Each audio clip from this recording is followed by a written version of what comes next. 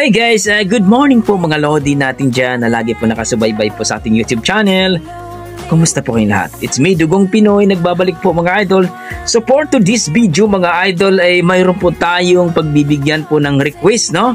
Isa sa ating mga fans mga idol, no? Ay talagang nag-message po personally siya sa ating Dugong Pinoy po mga idol.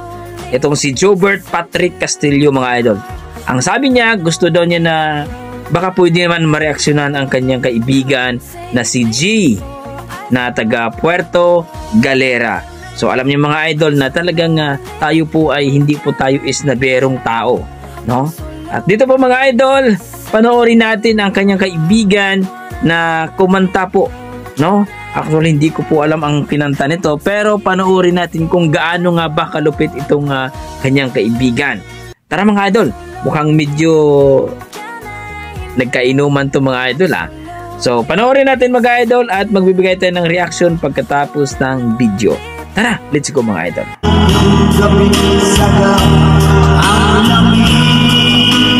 What?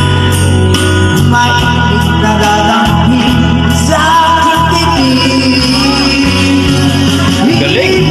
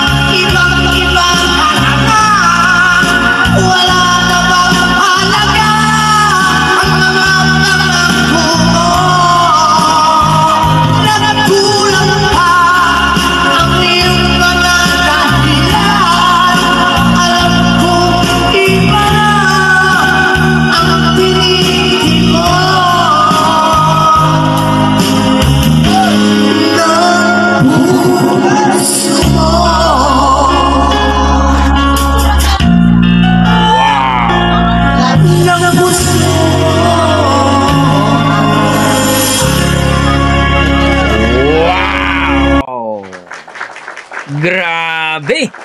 Ang lupit pala ng boses ni Jay na taga Puerto Galera. So, shout out po sa mga taga Puerto Galera dyan.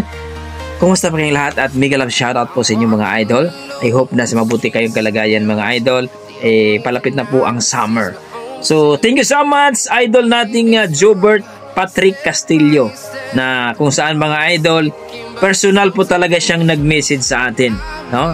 Yan po mga idol, personal po siyang nag-message sa atin na gawan daw natin, no? Isali daw yung video ng kaibigan niya na si J na taga Puerto Galera.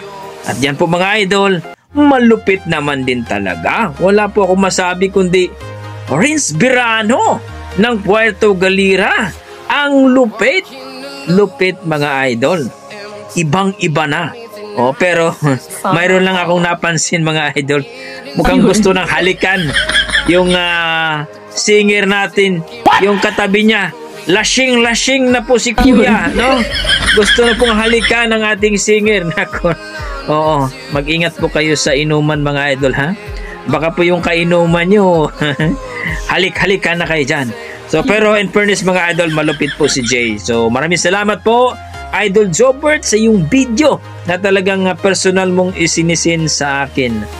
Maraming salamat. Napaka-proud po ako sa ating mga Dugong Pinoy dyan na malupit ang boses. Kayo mga idol, nagustuhan nyo ba ang timbre ng boses ni Jay? Well mga idol, palike and subscribe po sa ating YouTube channel mga idol. Pero wala po siyang YouTube channel mga idol. Gusto lang niya na maipaano yung kanta ng kanyang kaibigan na si Jay na taga Puerto Galera. So hanggang dito na ko mga idol. Kung nagustuhan nyo, please pa-comment dyan mga idol sa baba para ating mabasa at mapag-usapan natin kung ano ang inyong mga opinion. So, ito lang masasabi ko mga idol, basta may dugong Pinoy!